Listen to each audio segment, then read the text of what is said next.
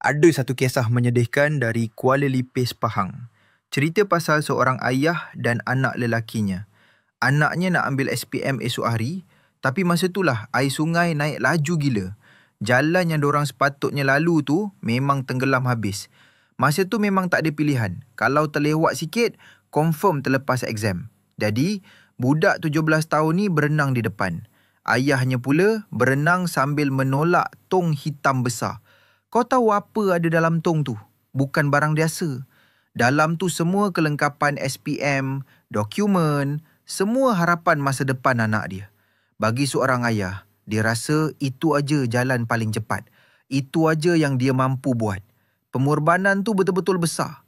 Semata-mata nak pastikan anaknya dapat duduki SPM dan dapat masa depan yang lebih baik.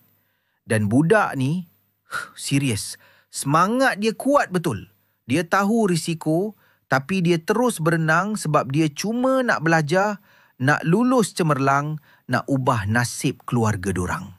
Janganlah kita pandang rendah anak-anak kampung ni. Diorang pun berusaha gigih. Cuma kemudahan yang dorang dapat tu tak sama macam kita kat bandar. Pihak JPN Pahang sendiri pun dah siasat hal ni. Diorang kata, laluan keluar dari rumah murid tu dinaiki air dengan sangat cepat. Yelah, dah tenggelam, budak tu terpaksa meredah air sebelum sempat dibawa ke asrama sekolah pada hari Sabtu tu. Nampak tak betapa gentingnya situasi tu?